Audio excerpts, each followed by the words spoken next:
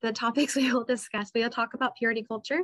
We will talk about child abuse and spiritual abuse. So you will hear the stories or the words of survivors. You're also going to see a couple of videos. So I want to give you guys a trigger warning for that.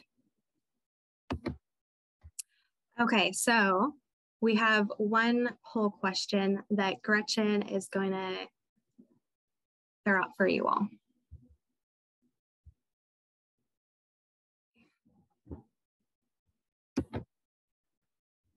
I'm going to share the results. So the question was, how often did you receive messages of purity during your adolescent years? So frequently and sometimes. All right. Thank you for that. Okay, so next slide. The purity culture movement, some of you guys are somewhat familiar with this. So this started in Christian churches during the 90s. And it started because there was a big increase in teenage pregnancy. So that's one of the reasons why it started. And the main message behind purity culture is that you should not have sex outside of marriage. And this was talking within the context of same-sex or heterosexual couples. So that was the idea of what marriage is, and that anything outside of that is impure. And so that is why we have this term of like purity and purity culture. And it is important to recognize that purity culture, the movement was very profitable, commercially is very successful. You would have conferences about purity. You would have people wearing these rings that would say true love weights or purity on them. And people were having like shirts and sweatshirts. This was a movement that made people a lot of money. So I'm going to give you guys an example of what the purity culture movement looked like in real time. So I am going to share a video with you all and ask some follow-up questions after we watch this. Every Sunday, I try to start the service by coming up with a conversation that you can have with a friend, a family member. This one is something that you might want to talk about with your son, your daughter, or a friend, or someone who's younger. And the question that's often asked of me is this question right here: why is purity important? And I want to draw your attention to a card I found many years ago. The card says this about these two elderly people talking, and they said, "Whenever I get mad at you, you never seem to get upset. How do you manage to control your temper?" "I just go to the toilet, go and clean the toilet," the wife said. And he said, "How does that help?" "I use your toothbrush." Now, when you start thinking about purity, one of the first things that some of you are getting freakish right now, but one of the first things that people look at is your toothbrush. You would not even think of or imagine using your toothbrush for any other thing other than your mouth. And sometimes we think about how we allow our brains, our hearts, our physical bodies to take things that are impure and destroy us. And yet a simple matter as a toothbrush, you would never allow it. Because sometimes we don't understand this idea of purity. The other way you can understand purity is by looking at bottled water. You filter that, you try to remove as many of the impurities in it because you know it's harmful for you. Speaking of bottled water, every time I sit in the front row, just before I come up here, I drink a bottle of water, and I usually peel off the label and wrap it around the other way around. And the reason why is I want to make sure that when I come back down, nobody drank from that thing, because I don't want to kiss somebody in the front row's lips. It's purity. It's common sense. You don't want impure things, not just in water, not just in your toothbrush, more specifically in your soul. And finally, one last illustration to bring the point home is Scotch tape.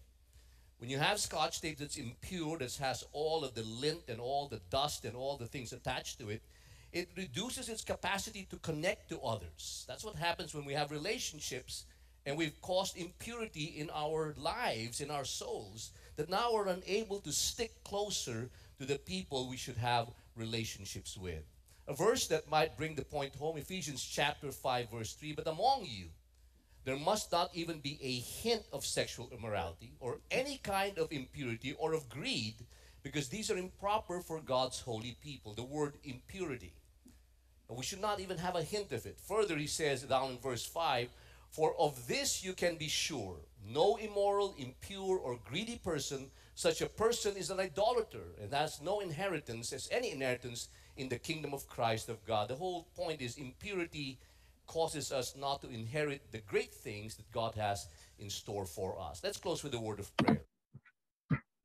Okay. So I'm going to exit out of that.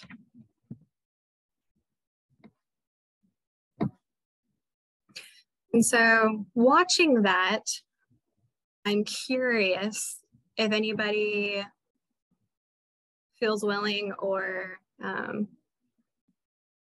safe that they want to share a word that comes to mind after watching that. And you can put it in the chat, you can unmute yourself, whatever feels most comfortable for you. But what is a word that comes to mind after watching that pastor's message? Restrictive, shame-inducing. Yes.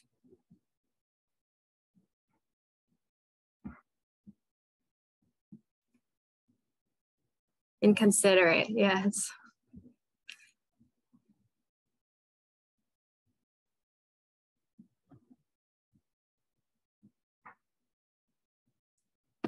Okay.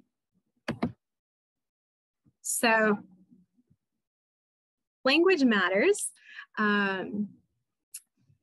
Every 68 seconds, somebody in America is sexually assaulted.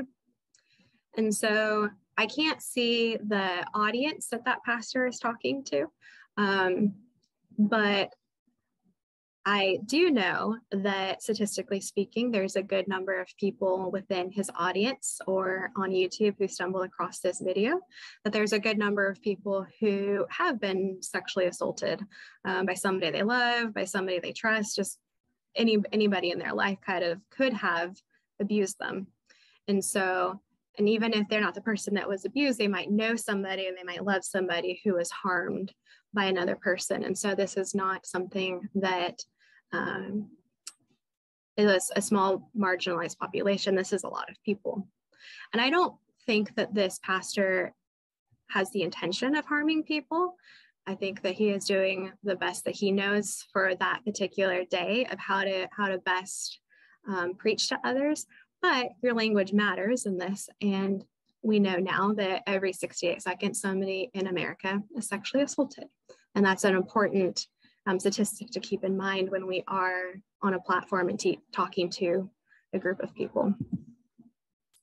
So I'm gonna put you all into discussion groups, but I want you to think that if you were out on a Friday night and you were just sexually assaulted by somebody, then you spend all of Friday night, early Saturday morning in the hospital, having a rape kit done, talking to the police, having your clothes taken from you, used as evidence. And then Sunday you go into church and that happens to be the message that you hear.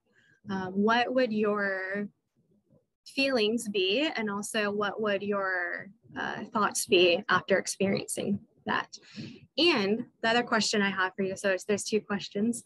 That let's say that you are the friend or family member who goes with that person to the hospital and you spend most of Friday night and most of early Saturday morning being with this person and providing support to them as they are going through the process of a rape kit, of talking to police and telling you about what happened to them.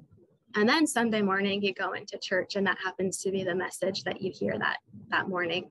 What would your thoughts be and what would your feelings be after hearing a message like that? The next example that I have for this, I'm going to share another video clip with you all, but I think that this drives home the reason why we are here today. Like, why are we talking about providing spiritual safety to people? Why is this relevant? Is this something that we should be talking about in our churches and, you know, across the table from one another. Why are we here? The video that I'm about to show you is a case that is unfolding right now. So it is very relevant. And so I want to give you guys the warning that it does have a victim talking. And so I hope that that is okay with all of you. A college student 1 semester shy of graduation has filed a federal complaint against her former school, saying she was victim blamed when reporting a sexual assault. The young woman says she was raped by a fellow student, but after making the report, she says she was kicked off campus. Amber Cagliano reports. This 22-year-old student reported being raped at her college, but says she's the one who ended up being kicked off campus. I went to the school hoping that they would protect me along with the other students, and instead they punished me. Mara Luke, an aspiring singer-songwriter, says she was violently sexually assaulted by a fellow student at Visible Music College, a private Christian school in Memphis. It happened when a male student was visiting Mara at her apartment off campus. They were playing board games. It was the first time the two had ever been alone together. Suddenly, Mara says the student choked and raped her. She reported it to her college. Very much from the beginning, the tables had turned on me and they weren't supportive. It seemed as if they were very much in support of the perpetrator. Mara and her parents, John and Joy, recorded a phone call with school administrators that they thought would be about the alleged assault. Instead, school officials scolded Mara for supposedly having had premarital sex with another student, her ex-boyfriend. We're not talking about the issue that she had. What I'm here to address is the breach of contract that happened prior to the allegation. You breached the contract by violating Visible's values and a code of conduct. This young woman was raped, and you're trying to be the freaking bedroom police. What is wrong with you people? Shame on you. It was just hard to believe that it was happening. It was just unfathomable. Mara says she was pressured to sign a contract and admit to violating the school's rules or be expelled. Everything that has happened has just been so crazy and honestly just so unbelievable that this is truly happening, and especially at an institution where they claim to be Christians. Mara's attorney, Carrie Simon. They literally said because it happened off campus, they would do nothing. But then said because she allegedly had premarital sex in that same off-campus apartment, they were going to punish her, remove her from the campus, and also silence her. When Mara refused to sign the contract, she says she was forced to withdraw from school, 1 semester shy of earning her degree. And the entire experience was so dehumanizing. The student Mara accused of rape was not charged. The school tells us they have not received the official complaint, but they say they take situations like this extremely seriously and seek to support all students with care. Okay. So from that video, I think that it demonstrates like why we're here and like why this is an important conversation to have. But I'm curious after watching that video if there's any immediate thoughts that come to mind after watching that of this. So this is a cartoon, and the label on this man's desk is pastor, and he says, "I'm sorry you feel that you were spiritually abused at your previous church. Can I just ask what you did to deserve it?" The artist for this is Naked Pastor, and it's supposed to be funny because it's an exaggeration, but I think there's a lot of truth in this. And so the idea of, I'm really sorry about what happened to you, and maybe innocently enough, then asking a question or making some type of a statement that puts the blame on that other person and makes them responsible for what happened to them. And so I guess invite now, again, if you feel comfortable sharing, what are some ways that you feel that within communities that people shame the survivor or the family of the survivor, or put emphasis on them? And I'll go first and say that I think I frequently hear people say, well, have you forgiven them? And that's the first response that people have to hearing about this traumatic thing that happened. And I'm not saying there's anything bad about forgiving people. That's not what I mean by that. But if that's your first response, you're not allowing that person to feel any other feeling other than I need to, sprint this race to get towards forgiveness, and you're not allowing space for that person to have any other feelings.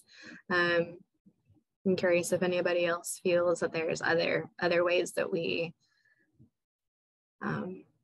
silence people when they're coming to their spiritual community with hurts. Thank you for sharing your guys' thoughts on all of this. Is there anybody else that would like to add anything before I change the slide? No? Okay.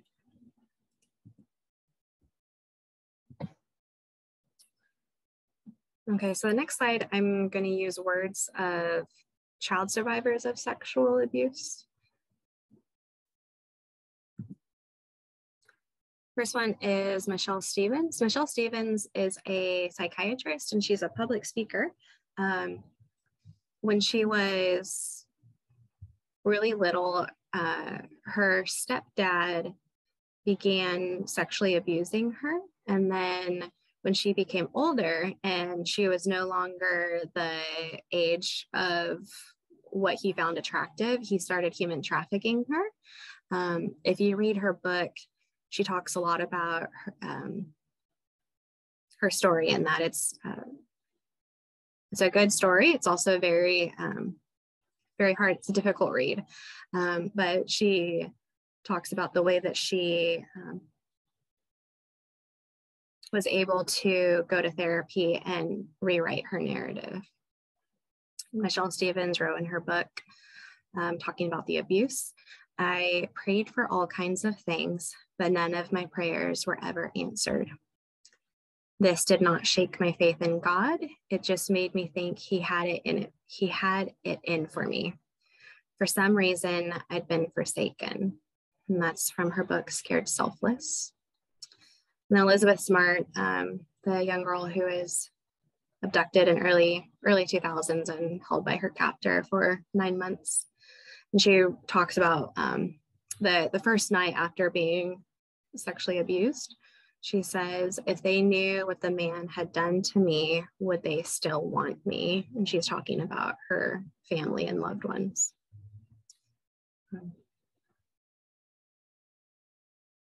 So I just want to take our moment and pause. Those are very powerful statements. And those are just the voices of two people. And there's so many young children in the world that have been sexually abused and harmed by either somebody who, like Elizabeth Smart, somebody she doesn't know at all, or Michelle Stevens, somebody who was living in her home.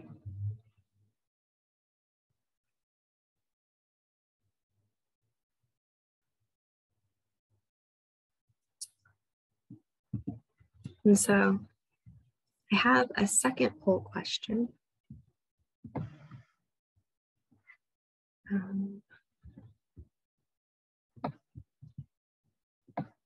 This is our second and last poll you guys will have.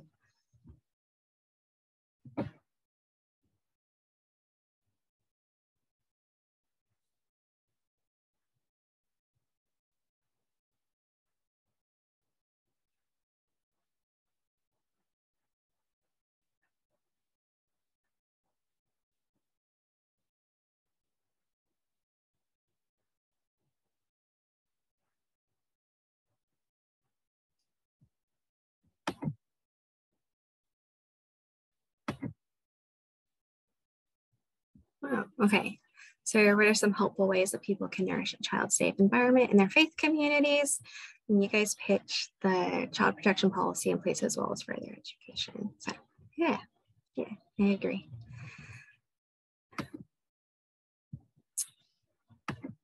Okay.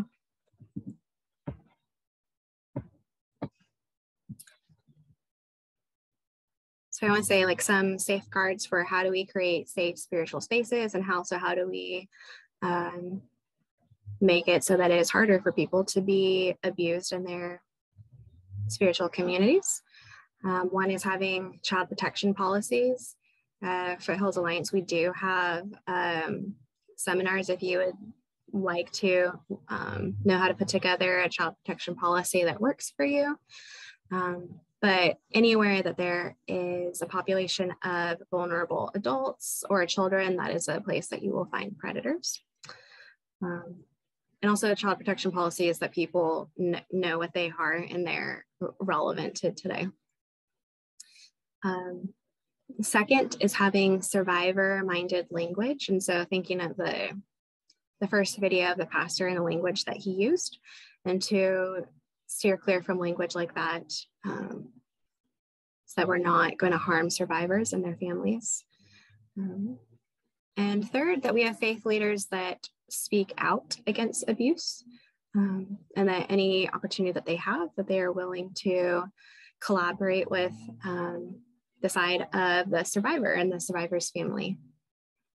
And fourth, that we collaborate with local sexual trauma centers and children advocacy centers. And with that, I think mostly if you are a leader in a faith community and somebody comes up to you and says that they were abused, whether that happened the day before or several years before, that you can walk alongside them and provide support, but also that you know what resources are available for them within your community. So those are the 4 suggestions I would make. And so lastly, I would like to ask, like, what ideas do you all have for providing safe spiritual spaces for survivors or the loved ones of survivors that are in your community? Really good question, Jessica. Thank you for asking that. I think the first step is developing a relationship with that faith community. And also, I would add to that, and coming with an attitude of humility, and not that the church is harming people, but with, like, you mean well when you're saying these things. But when you're saying these things, you have to keep in mind that statistically speaking, there's a lot of people who are harmed by these statements. And so not coming with an idea of like, I'm going to shake my finger or wag my finger in this person or this church's face, but of, you know, how can we collaborate well together, and how can we serve your community well?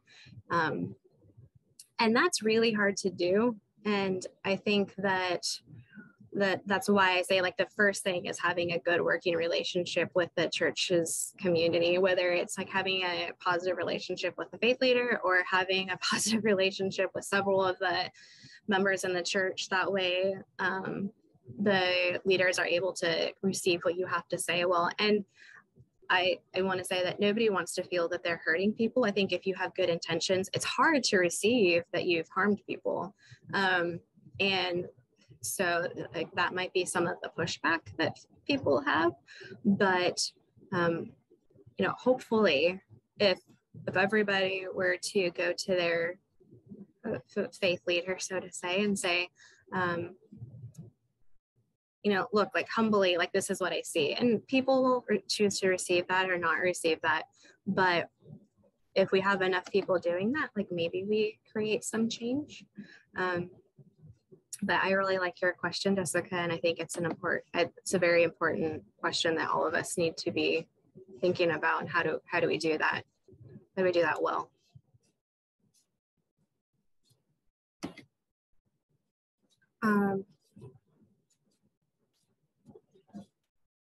Before I close this discussion, I just want to say that I know this is a sensitive topic, and so thank you everybody who came to this. I think that all of us can hopefully come away with this having some ideas as to how to create positive change in our faith communities and our spiritual communities if you're maybe not religious.